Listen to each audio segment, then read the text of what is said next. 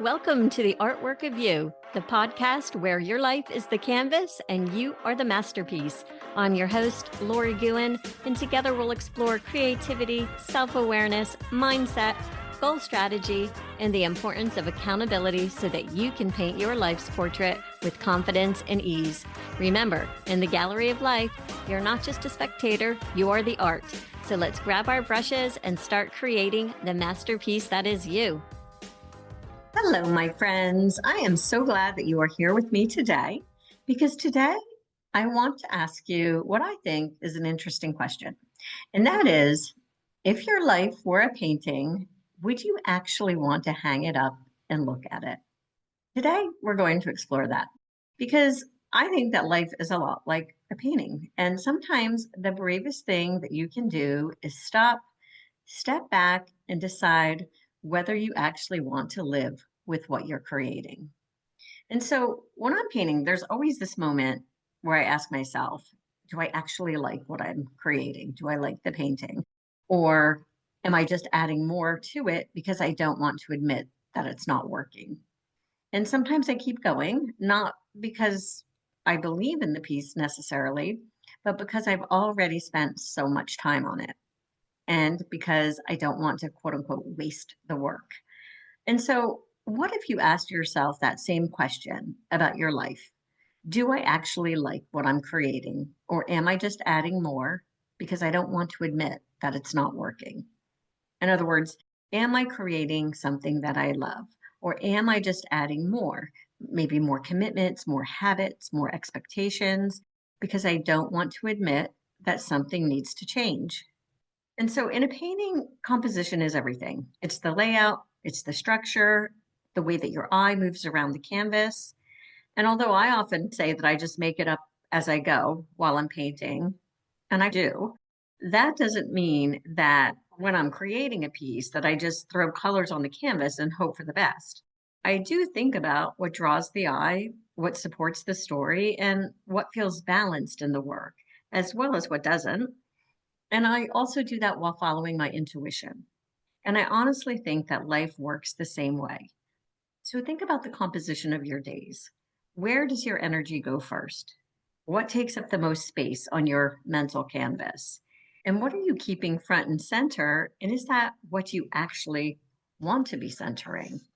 Because when your composition is often art, the whole thing feels scattered, even if every individual element is good. And when the composition of your life is off, you most likely feel overwhelmed or uninspired, even if nothing is technically wrong. And you might be doing things that look great on paper, but they don't fit together in a way that feels like you. And so here's a journal prompt I want to give you that might help you to gain some clarity. Ask yourself, what's currently dominating the composition of your life? And does it deserve to? Because sometimes all it takes is just stepping back and rearranging the composition of what you let take over.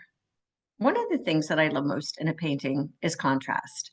The light and the dark, the soft and the bold, the stillness and the movement. And to me, it's emotion and its depth. And I found that the same thing is true in life. And we're often taught to aim for balance in life, I would say, but not in the way that an artist understands it. In life, balance generally means keeping everything running smoothly. But in art, balance doesn't mean everything looks the same. It means everything supports the bigger picture, even the tension in the work.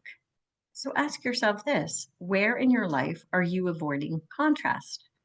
Where are you trying so hard to keep things calm and easy and pretty that you're missing the opportunity to feel contrast?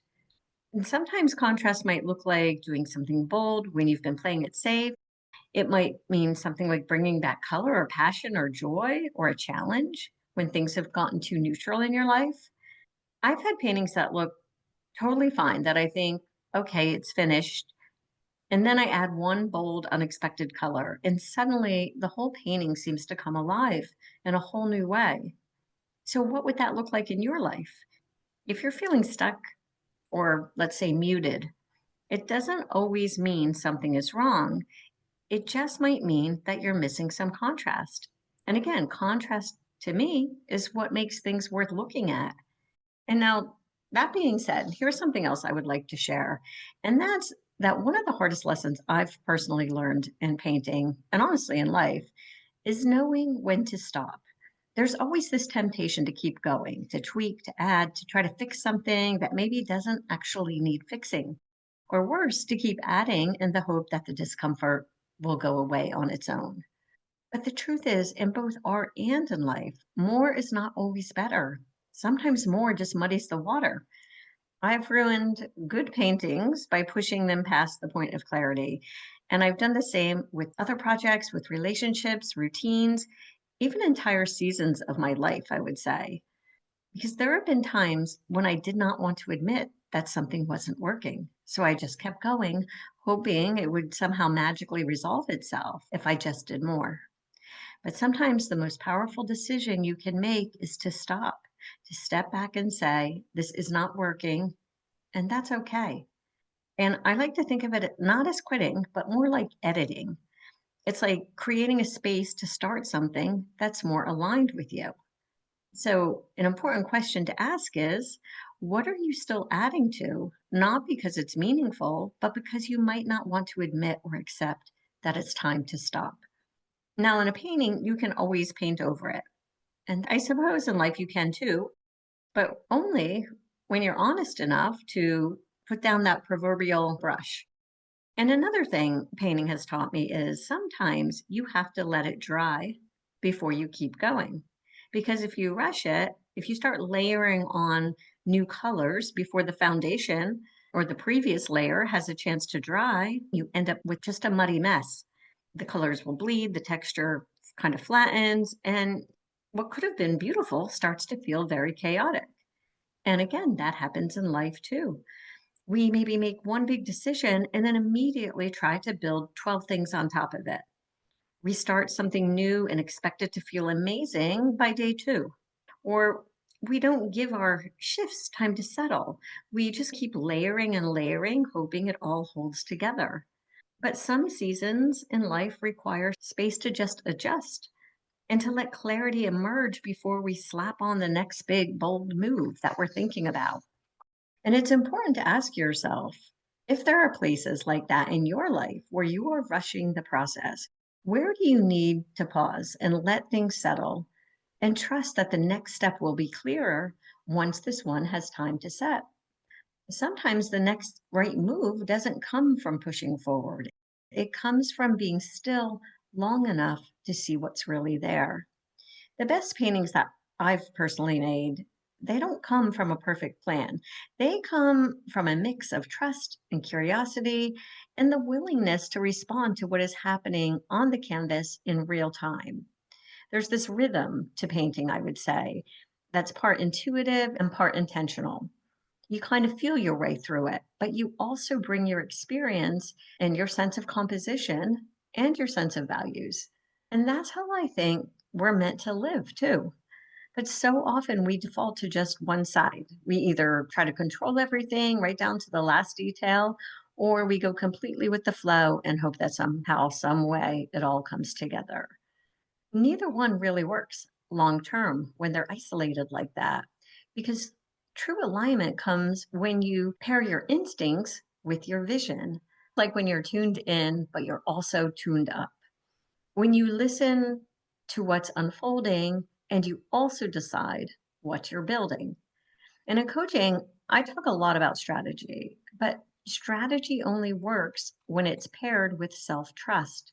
And just like in art, knowing when to pause, when to pivot, and when to commit to a bold move is often more about your present than your plan. And so here's another question for you. Where are you following someone else's blueprint? And where are you listening to your own creative rhythm? There's nothing wrong with getting guidance from others. In fact, I think it's often necessary, but you also need to rely on your own creativity and intuition. Because when you do, that's when life starts to feel like something you actually created, not something you're just managing. Every once in a while, I step back from a painting and I ask, if this were a finished piece right now, would I love it? I don't ask, is it done or is it perfect? But would I want to live with it and hang it up? And I think it's a powerful question, not just for art. So, again, what if you asked yourself that about your life? If your current life were a finished masterpiece, would you feel proud to hang it up? Would you say, yes, this feels like me? Or would there be parts that you would like to paint over, parts that feel disconnected, or clutter that you added to it just to fill the space?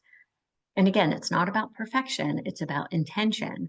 Because, not to be cliche, but you're not just living your life, you're designing one.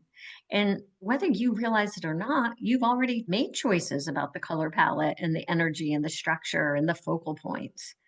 So reflect on what you would keep, what you would edit, maybe something you've outgrown. And what would you dare to make bigger and bolder and brighter if you stopped worrying about what other people might think of the finished piece? You get to change the direction of your life at any time, but only if you stop long enough to actually look at what you've created so far. And so, one more time, let's just bring it back to that original question. If your life were a painting, would you keep what you're working on? Would you hang it up, proud of what it reflects? Or would you quietly admit that somewhere along the way you lost the direction and the composition? The beautiful thing about both art and life is this: you're allowed to begin again and again, as many times as it takes. You have to be willing, as I said, to step back and really look at what you're creating. And if that feels hard to do on your own, if you know there's something that needs to shift, but you're not sure where to start, that's exactly the kind of work I do with my one on one coaching clients. We don't just talk about goals, we look at the full canvas of your life, your habits, your energy, your environment, your mindset, and we get really honest about what's working and what isn't. So if you're ready to stop just adding the layers and start creating something that actually reflects who you are and who you're becoming and who you want to become, go to my website or the link in the show notes and apply to work with me one on one. Now is the time to create a life that you're excited about. That's a wrap for today, my friends. Thank you for sharing your time with me. And remember to show up in your life like the masterpiece you are, because you are the artwork. Please subscribe and leave a 5-star review. Have a fabulous day.